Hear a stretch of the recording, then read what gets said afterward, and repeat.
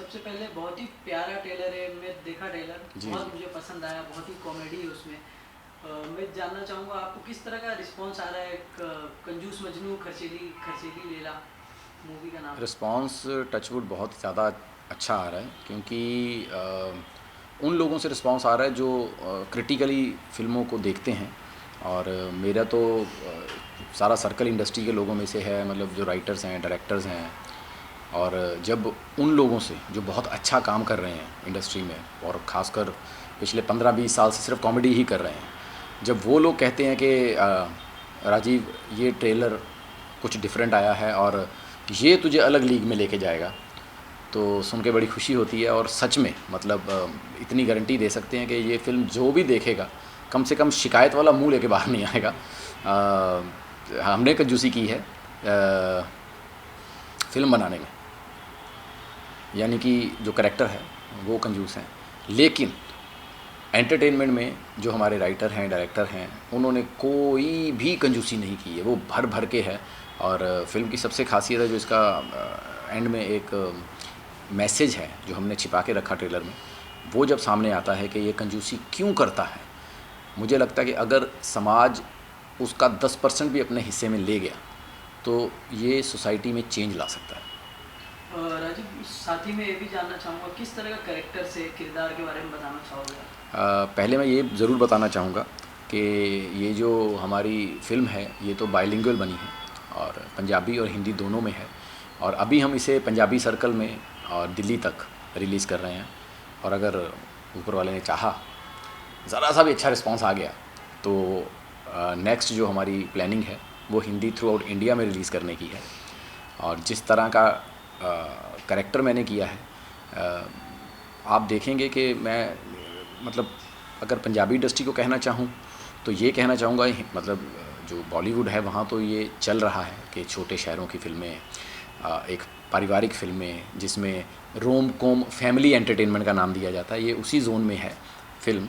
और सिर्फ हमने शहर बदला है, क्योंकि चंडीगढ़ किसी ने एक्सप्लोर नहीं किया जहाँ पर पंजाबी कैरेक्टर होते हैं। लेकिन अगर हम पंजाबी फ़िल्में देखते हैं जो हमारे बॉलीवुड के लोग हैं, तो वो बड़े टिपिकल उन कैरेक्टर से वाकिफ़ हैं कि जैसे मुझे पूछा जाता है कि अरे आप पंजाबी कैसे हो, आप पगड़ी तो बांधते नहीं हैं। लेकिन जब हम पंजाब के बारे में बताते हैं तो पंजाब में जैसे हम ठाकुर्स हैं, है ना, तो वहाँ पर शर्माज, ठाकुर्स, वर्माज सब पाए जाते हैं।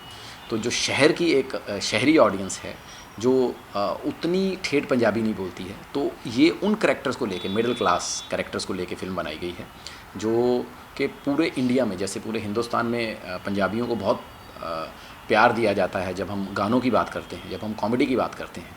लेकिन ये फ़िल्म देखने के बाद उन पंजाबी कैरेक्टर से प्यार हो जाएगा जो घर घर में पाए जाते हैं वहाँ पर। साथ ही मैं ये जानना चाहूँगा, जब आपको मूवी का ऑफर आता है जी। ये कंजूस मजनू खर्चीली लैला, तो क्या रिएक्शन रहता है ऑफर? मैं इतना कहना चाहूँगा कि मतलब ये इतनी अच्छी फ़िल्म है, हमारे जो राइटर लड़का है बहुत यंग है, अमन सिद्धू करके लड़के का नाम है, और डायरेक्टर है अवतार भाई, अवतार सिंह जी, जिन्होंने इस फिल्म को रचा है दोनों ने। और जब मुझे पहली बार नरेशन के लिए चंडीगढ़ बुलाया गया था तो मैं जाके जो थोड़े बहुत चेंजेस थे एक आधे कैरेक्टर में वो किए, उसके बाद मैंने कहा बाकी हम सेट पे देखेंगे। राजीव, साथ ही में ये जानना चाहूँगा कि मूवी का स्टोरी किस तरह का स्टोरी है, बताना चाहोगे? हाँ हाँ, स्टोरी बिल्कुल ये रोम कॉम फैमिली एंटरटेनमेंट है। जैसा कि मैं बड़ा क्लियरली बताना चाहूँगा कि ये फ़िल्म में अगर हम देखेंगे कि जो एक हर परिवार की समस्या चल रही है लाइफ में, मतलब मैं अगर ये फ़िल्म देखोगे आप तो आपको इसके कैरेक्टर अपने फैमिली में दिख जाएंगे।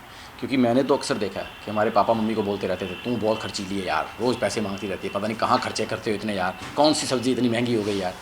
तो उनको परिवार में अगर आप देखोगे, आपके परिवार में आपकी चाची, भूआ, बहन, फूफी, कोई ना कोई ऐसा रिश्तेदार निकलेगा। और यहाँ आपका मतलब यहाँ फूफा निकलेंगे या मासड़ निकलेंगे, चाचा निकलेंगे, पापा निकलेंगे, जो अक्सर ये बात करते हैं कि यार ये औरतें बहुत खर्चीली होती हैं। तो ये घर घर की कहानी है। और ये जो परिवार है, ये परिवार कोई गरीब परिवार नहीं है, एक अच्छा मिडिल क्लास फैमिली का परिवार है जिनका अच्छा काम धंधा है। लेकिन कंजूस क्यों है, पिछले 50 साल से, यानी कि ये 3 पीढ़ियों की कहानी चल रही है। इसकी दादी उसी परेशानी से जूझ रही है, उसके माँ उसी परेशानी से जूझ रही है, और अब जो इसकी बहू आई है उसको इस परेशानी से ना जूझना पड़े, इसलिए दादी सुहागरात पे बता देती है कि बेटा तू गलत घर में आ गई है, तू नोट कर ले। अगर आपने ट्रेलर देखा होगा कि नोट कर ले, तूने लास्ट टाइम पनीर कब खाया था, उस डेट को नोट कर ले, यादगार ही रहेगी। यानी कि इनके घर में पनीर नाम की चीज़ है ही नहीं। पनीर खाना है तो कागज़ पर लिख के मिल सकता है, लेकिन सब्ज़ी में नहीं मिल सकता।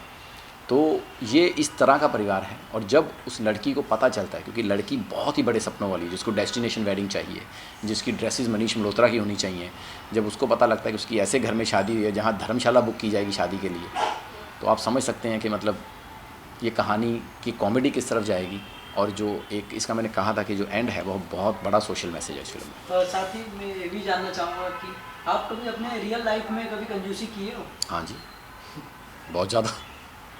पर मैं उसे कंजूसी नहीं कहता, मैं उसे वैल्यू फॉर मनी कहता हूँ, क्योंकि हम लोग जो हैं बहुत ही गरीब परिवार से उठ के आए हैं। हमने अपने माँ बाप को बहुत मेहनत करते हुए देखा हुआ है कि मतलब वो जो 5-5 रुपये के लिए, 2-2 रुपये के लिए उन्होंने जितनी मेहनत की है हमें पालने के लिए, तो वो वैल्यू फॉर मनी है। इसीलिए मैं हमेशा कहता हूँ कि मैं कंजूस हूँ जब मैं अपनी चीज़ें खरीदने जाता हूँ, लेकिन मैं कंजूस नहीं हूँ जब मैं अपने परिवार की चीज़ें खरीदने जाता हूँ। राजीव, इसके अलावा मैं जानना चाहूँगा, जिस तरह से नरेशन पार्ट आपने जब जिक्र किया थोड़ी देर पहले, किस तरह का नरेशन पार्ट आपको जिक्र हुआ, और क्या कुछ ऐसी चीज़ आपको अच्छी लगी स्क्रिप्ट में जो बताना चाहो? सबसे अच्छी चीज़ तो मुझे स्टोरी लगी। और मैंने कहा था कि हमारे राइटर हैं अमन सिद्धू, बहुत यंग हैं, पंजाब में अच्छा काम कर रहे हैं, डायरेक्टर हैं, पंजाब में 4-5 फिल्में अच्छी कर चुके हैं, अवतार सिंह जी। ये उनकी दिमाग की उपज थी इस आइडिया पे। और जब मुझे नरेशन के लिए बुलाया गया था तो मैंने जब स्टोरी सुनी तो 1-2 चेंजेस किए मैंने, जो फिल्म में बहुत अच्छे निकल के आए हैं। कि जैसे हमारा तलाक का केस एक नया शादीशुदा जोड़ा ही लड़ रहा, तो जज का पहले हिस्सा आता है, ओ हो, कहते वाह वाह, तलाक का केस मिस्टर एंड मिसेज लड़ेंगे, बड़ा मज़ा आएगा। और सच में पूरी फिल्म में मज़ा आता उसी कैरेक्टर की वजह से कि वकील को बीवी बोलने नहीं देती अदालत में, तो कैसे वो ह्यूमरस चीज़ें निकल के आ रही हैं। और सबसे अच्छी मैं ये गारंटी देता हूँ, जैसे हमें दुनिया जानती है कि हम स्टैंड अप कॉमेडियन हैं, हम 15-20 साल से जब काम कर रहे हैं तो अपनी स्क्रिप्टों पे बहुत काम करते हैं, खुद इनपुट्स बहुत डालते हैं, लेकिन मैं गारंटी देता हूँ कि फ़िल्म इतनी अच्छी लिखी गई थी, यकीन मानिए जैसी लिखी थी वैसी शूट करती, मुझे एक लाइन भी ऐड करने की ज़रूरत नहीं पड़ी, मतलब इतनी अच्छी लिखी हुई फिल्म थी। राजीव, स्टैंड अप कॉमेडी की मैं बात करूँ, अगर आपकी मैं बात करूँ तो जो शो आप करते हो कपिल के साथ, आपने कभी डिस्कस किया अपने स्क्रिप्ट के बारे में? कपिल पाजी ने कुछ कहा आपको स्क्रिप्ट को लेके, कुछ आपको बताया रहेगा? फिल्म की या जो शो की स्क्रिप्ट होती? फिल्म की स्क्रिप्ट। फिल्म की स्क्रिप्ट नहीं, उसने ट्रेलर देखा तो उसको ट्रेलर बहुत अच्छा लगा। तो मैं वही कह रहा हूँ कि मैं ट्रेलर मैंने उन लोगों को भेजा जो 15-20 साल से कॉमेडी कर रहे हैं और बहुत अच्छी कॉमेडी कर रहे हैं। तो जब उन सब लोगों ने एक ट्रेलर को अप्रिशिएट किया, मतलब जैसे मेरे साथ अंबरदीप सिंह हैं जो पंजाब के इस वक्त नंबर 1 राइटर डायरेक्टर हैं, उनका जब सामने से खुद फ़ोन आता है कि पाजी ट्रेलर ने कमाल कर दिया, मतलब बहुत अलग ट्रेलर निकल के आया, तो फिर मुझे यकीन हो गया कि जब उन लोगों को ट्रेलर पसंद आ रहा है कि जिन्होंने कॉमेडी में बहुत नाम किया है और बहुत काम किया है, बहुत रुतबे से काम किया है, तो मुझे यकीन हो गया कि ये फ़िल्म अच्छा काम करे। और फिल्म मुझे पता है कि अच्छी ही है। जो भी फिल्म देख के आएगा, ये मैं 100% कहता हूँ कि बिना शिकायत के आएगा और इसका वर्ड ऑफ माउथ बहुत अच्छा जाने वाला। कोई ऐसी चीज़ अगर आप बताना चाहोगे जो हम फिल्म से सीखने मिलेगी? मैं वही कह रहा हूँ, वो जो एक मैसेज है जो लास्ट में है, उसके लिए फ़िल्म देखनी पड़ेगी। और मैसेज सच में बिलीव मी कि वो समाज को सुधारने वाला मैसेज है। और जब आपको पता चलेगा कि जो हीरोइन पूरी फिल्म में हीरो से इसलिए नफ़रत करती है कि ये कंजूसी क्यों करता है, जब उसका ओरिजिनल रियल रीज़न पता चलेगा कि ये परिवार क्यों कंजूसी करता है, आपको पूरे परिवार से मोहब्बत हो जाएगी। टाइटल पहले से डिसाइड हुआ कि शूट के वक्त डिसाइड, या फिर आफ्टर दैट?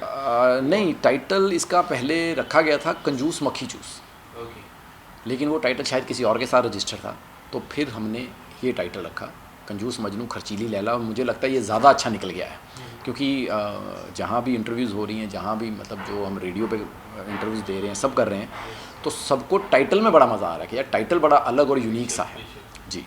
और लैला मजनू तो एक ऐसी लव स्टोरी देखने मिलती है, क्या हम कॉमेडी के साथ लव स्टोरी भी देखने मिलती है? लैला मजनू की 100% लव स्टोरी है। मैं वही कह रहा हूँ कि ये 3 पीढ़ियों की कहानी है। ओके। कि एक दादी है, एक माँ है और एक मेरी हीरोइन है, तो इन तीनों की कहानी है। तो मेरी कहानी में लव स्टोरी है ओरिजिनल, जो मैंने कहा कि रोमांटिक कॉमेडी। मैं एक सीन बताता हूँ, बहुत अच्छा सीन बन पड़ा था फिल्म में, कि मतलब ये इतना कंजूस आदमी है कि पहली डेट पे जब लड़की को लेने जाता है तो शॉट खुलता है तो पार्क में दरी बिछी हुई है और आगे घर का टिफ़िन खोला हुआ है। तो हीरोइन देख के उसको ऐसे ही देखती है, ये खाएंगे, ऐसे देखते हैं, यहाँ पे खाएंगे। कहता है हाँ माँ के हाथ की दाल है ना, माँ के हाथ की दाल का टेस्ट ही बड़ा अच्छा होता है। तो हीरोइन की एक ही लाइन आती है, तो तुम्हें लगता है मेरे घर में माँ नहीं है। सो इस तरह का ह्यूमर पिरोया गया है क्योंकि इसके घर में सिर्फ दाल बनती है। तो दाल का इतना इम्पोर्टेंस दिखाया गया है फिल्म में कि शायद देखने वालों को लगेगा कि इतनी दाल मुर्गी ने सारी ज़िंदगी में नहीं खाई होगी जो इनके परिवार में बन रही है। राजीव जी, इसके अलावा जाते जाते मैं हमारे दर्शक से आप थोड़े बता दीजिए कब आने वाली है पिक्चर और कहाँ वो देखने मिलेगी? ये फिल्म आने वाली है जी 13 जनवरी को। पंजाब में बहुत ही अच्छा फेस्टिवल होता है लोहड़ी का, और जहाँ पर ये पंजाब का नया दिन माना जाता है, मतलब नया साल माना जाता है कि शुरुआत जो नए साल की जाती है। तो हम बेसिकली उन खुशियों में थोड़ी सी और खुशियाँ ऐड करने के लिए आ रहे हैं और दुआ करते हैं कि सबका नया साल लोहड़ी बहुत ही खुशियों भरी जाए और उन खुशियों में थोड़ा सा हिस्सा हमें भी मिल जाए। राजीव, मुझे आपसे ये पूछना है कि आप कलर्स के बहुत सालों तक हिस्सा रहे थे जी, और अब बिग बॉस में निमृत कौर है जो बहुत अच्छा खेल रही है, आप उनके लिए क्या कहना चाहोगे? All the best. क्योंकि इस बार का बिग बॉस काफ़ी एंटरटेनिंग है, बहुत यूनिक कैरेक्टर इकट्ठे किए हैं, और जिसमें जब निम्रत ने पहले हफ्ते में जो काम किया था तो मुझे लगा यार ये लड़की कहाँ से इतना निकल के आ गई, फिर उसके जो इमोशन निकल के आए, तो मुझे पहली बार मतलब एज एन एक्ट्रेस उसे मैंने देखा हुआ था, मुझे बहुत अच्छे लगती थी एज एन एक्ट्रेस, लेकिन जब वो उसका बीच में वो डिप्रेशन वाला फेज़ बिग बॉस में देखने को मिला तो मुझे लगा कि नहीं है ये पंजाब की शेरनी, बहुत बहादुर लड़की है, और जिस बहादुरी से वो बिग बॉस खेल रही है बहुत यूनिक और बहुत अच्छा खेल रही है अगर आप सब करेक्टर्स में देखेंगे। So all the best Nimrat. Rajiv, साथ ही में एक ही जानना चाहूँगा, OTT का ज़माना आ चुका है जी। क्या कोई आगे फ्यूचर में कोई वेब सीरीज़ देखने मिलेगी आपको? नहीं, वेब सीरीज़ तो अभी नहीं मैंने साइन की है, मैंने 2 लिखी हैं जिस पे मेरी बात चल रही है उसको OTT प्लेटफॉर्म पे लाने की, लेकिन एक फ़िल्म और हमने कर रखी है जो बहुत जल्दी OTT पे दिखेगी आपको, जिसमें मुझे तो लोग शायद पहचान भी ना पाएँ, मतलब अनएक्सपेक्टेडली एक अलग राजीव दिखेगा आपको एज ए सीरियल किलर। सो वो फिल्म देखने वाली है क्योंकि उसमें सब OTT के, मुझे जब काम करने का उनमें मौका मिला तो विनय पाठक सर के सामने खड़े होना as an actor, Anupriya Goenka, Vikram Kochhar, इन 4 लोगों की कहानी है, और जब 3 ऐसे धुरंधर कलाकार आपके सामने हों उस वर्ल्ड के, तो बहुत देखने को मिलेगा। वो फिल्म है हमारी जिसका हमने नाम रखा है मक्कारियाँ। सो वो बहुत ही मतलब साइकोपैथ थ्रिलर है और बहुत ही मतलब इंटरेस्टिंग कहानी है उस फिल्म की भी, तो वो भी बड़ी जल्दी आपको देखने को मिलेगी। और मैं एक चीज़ और थैंक्स कहना चाहूँगा कि मैंने बीच में 3-4 साल फिल्मों में ही काम करने के लिए टीवी से थोड़ा सा मैं बड़ा लिमिटेड काम कर रहा था कि एक अलग अगर टीवी से कि जो हमारी पहचान बनी एज ए कॉमेडियन, तो उसको तोड़ने के लिए होता ना कि थोड़ा गैप हो और नए बन के आओ, तो ये फिल्मों में मैं नया बन के आया था। लेकिन उसके बावजूद जब अभी कपिल का शो दोबारा ज्वाइन किया, so I am really thankful to the audience जिन्होंने उस कैरेक्टर को वापस उतना ही प्यार दिया, और जिस प्यार से मोहब्बत से उस कैरेक्टर को मतलब जहाँ भी आज जाता हूँ तो लोग मतलब मुझे नहीं पता, मतलब ये तो जानता हूँ कि कपिल का शो इतना बड़ा है कि मतलब मैंने अगर उसके ज़िंदगी में मुश्किल से 30-35 एपिसोड किए होंगे पूरे जो भी उसके सीज़न चले हैं, तो लोगों को मेरा पिछला 5 साल का काम याद नहीं होगा जो हमने 2007 से लेकर 2014 तक किया था। कपिल शर्मा याद हो जाता है, तो जब अभी किया तो जहाँ भी जाता हूँ ओए राजू, तो जो नया नाम मिल रहा है वो बहुत अच्छा लग रहा है। सो टीवी का वापस प्यार देने के लिए बहुत बहुत शुक्रिया। Thank you sir. Thank you.